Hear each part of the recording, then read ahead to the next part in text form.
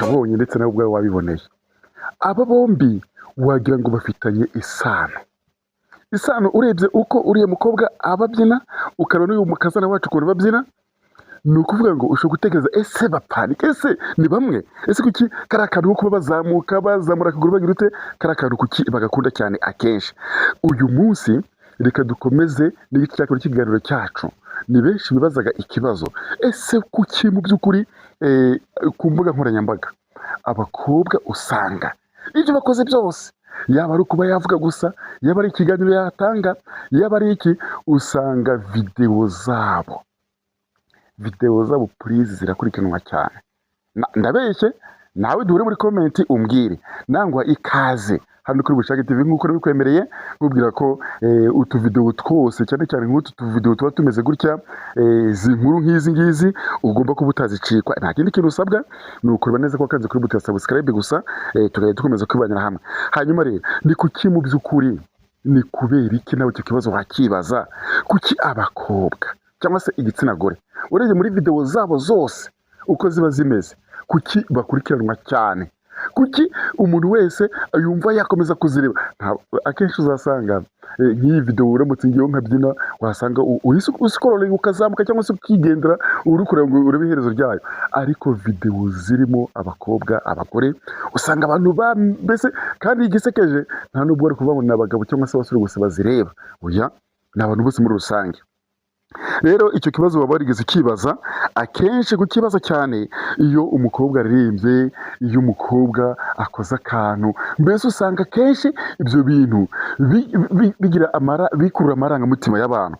Hari ibintu byinshi rero umuntu ashobora guhita yibaza, akenshi nyine abantu benshi birabakurura cyane. Icya mbere ni iki rero? Icya mbere ni uko abantu benshi bakunda ibintu bikurura amaso yabo.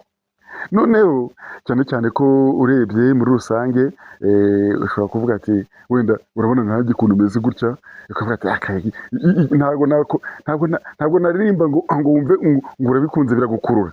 Ariko aramutse ari umukobwa, nibyo turi kuvuga, ari amaso y'abantu yaba abagabo cyangwa abasore cyangwa muri rusange, amaso yabo arabakurura cyane, cyangwa se amarangamutima yabo arakurwa cyane, akabakurura ibyo bari gukora. Iyo rero umuntu agaragaza neza, yaba umukobwa cyangwa se umugore, akenshi ahabwa amahirwe yo gukurura abantu benshi. Ariko ku mbuga nkoranyambaga, reka nkubwire ngo bitandukanye n'ubuzima busanzwe, bitandukanye kure na kure n'ubuzima tuba turimo dusanzwe. Ntabwo nk'urugero kenshi uzarebe nka videwo zino filime abantu bakina, cyane cyane harimo igitsina gore, umukobwa uko byagenda kose arakurura, baramureba, ugasanga nyine ukurikije engagement ye, ukurikije mbese uko reba mbese nk'ako kavidewo, reka nkwereke nk'akavidewo gatoya k'umukobwa ukuntu aba amanuka, girite manzo kabe gatoya cyane, amasegonda makeya cyane 5, manzo kabeho manzo urebeho nawe. Urabona ko buri ibintu biba bitandukanye cyane. Ikintu cya kabiri rero, buriya igishobora gukurura abantu cyane ku mbuga nkoranyambaga, cyane cyane iyo abakobwa cyangwa se abagore aribo bari kubikora, bari gukora nk'ibintu by'ubugeni cyangwa se ubuhanzi ku mbuga nkoranyambaga, ni ukuvuga ngo ni ukubera nanone umubare w'abakoresha imbuga nkoranyambaga ukunda kureba no gutanga igitekerezo kuri content y'abakobwa cyane cyane. Ibyo rero bituma videwo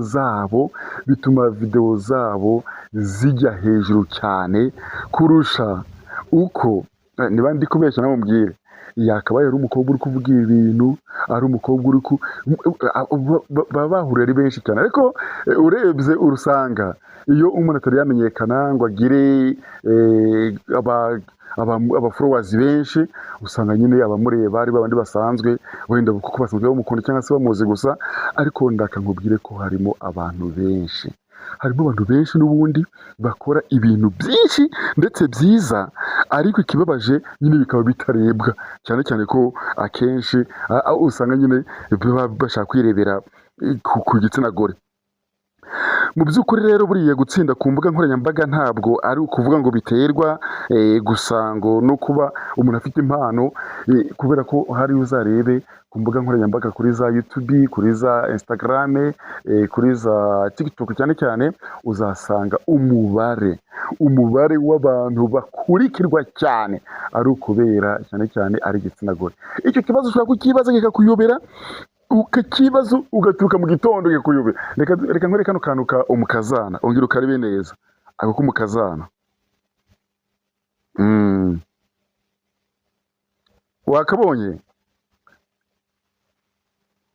wakabonye noneho urebe na kuwo nguwo, reba na kuwo mukobwa nanone, urebe na kuwo mukobwa. Mu by'ukuri akenshi nanone ushobora gusanga n'imiterere y'abantu cyangwa se y'umuntu muri rusange uko aba ateye. Urabona mu by'ukuri nanone cyane cyane ko urubyiruko rw'abasore cyangwa se n'abagabo muri rusange bakunda kureba nka biriya bintu nyine, biriya bintu bakunda kubireba cyane. Rero reka tukubwire muri rusange ibintu bigeze kuri 14. Ikintu cya mbere bakura amaso y'abantu benshi. Bakura amaso y'abantu benshi. Icya kabiri babona engagement nyinshi cyane, like, comment, share ndetse vuba cyane, ibintu bikazamuka byihuse cyane. Icya gatatu algoritme cyangwa se kuriya imbuga nkoranyambaga zikunda gusakaza video zibonye engagement nyinshi, hari no kuvuga ngo nazo nyine izo video zizahita zizamuka cyane. Icya kane imbyino n'uburyo bagaragazamo amarangamutima yabo mu kubyina cyangwa se uko baba bameze. Icyo kintu ni icya kane gituma abantu bakurikira cyane. Icya gatanu imbyino n'uburyo nanone bagaragaza amarangamutima. Ikintu cya gatandatu bakunze gukoresha imyambaro ndetse n'imigaragarire bikurura abareba. Kara kantu ukumve neza, ureba nk'uyu mukobwa uyu naberetse hariya muri kano ka video, urabona uburyo ke yambaye. Nuzajya kuri imbuga nkoranyambaga zose uzabona nyine abakobwa bafite ibanga bihariye, nyine abagore iyo bagiye kwambara cyane cyane kugira ngo bagaragaze ku mbuga nkoranyambaga baberekana hafi, ugasanga kenshi bambaye udusengeri se, ugasanga kenshi amatako yabo aragaragara. Ikintu cya karindwi bafashwa n'abafana gusangiza video zabo. Buriya kiriya kintu nacyo buriya abafana babo nabo bagenda bakora share. Yabona ka video keza k'uwo mugore k'uwo mukobwa akumva agomba gukora share. Ikintu cya 8 bakorana n'abahanzi cyangwa se influencers bazwi cyane. Buriya uzarebe video cyane cyane zino ndirimbo z'abahanzi bakomeye usanga nyine bashyiramo abakobwa. Ikintu cya 9 bakomeza gushyira content nshya kandi buri munsi. Buriya baba bafite content nshya buri munsi, ugasanga yashyizeho content buri munsi, ugasanga yashyizeho akantu.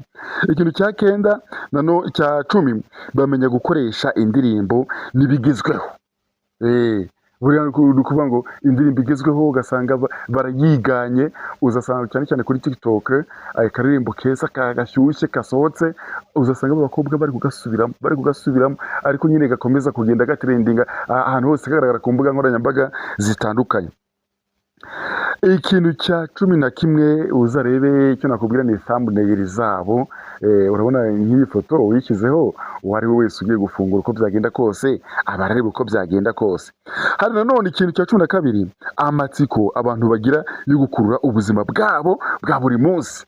Ikintu cya 13 bashobora kubaka umubano ukomeye cyane n'abakurikira binyuze nyine mu biganiro no gusubiza comment zabo. Ikintu cya 14 ikintu cya nyuma bamwe bagira impano zidasanzwe mu kuririmba cyangwa se mu kubyina. Hano uzarebe, reka dufate kara kagero ka bare bakobwa wabonye iriya video, bare bakobwa uko bambaraga amasume amayisume bari mu mujyi rwagati Nyabugogo. Hariya ni ukuvuga ngo ntabwo ari ukuvuga ngo ni ukubera ngo gushaka ngo ni uburaya. Oya, uriya mukobwa nabonye ikiganiro yakoze ni ikiganiro nyine gisanzwe. Ni ukuvuga ngo hariya mu by'ukuri ziriya video zirakurura cyane, bagira udushya, baba bafite udushya twa buri munsi cyangwa se cyane cyane.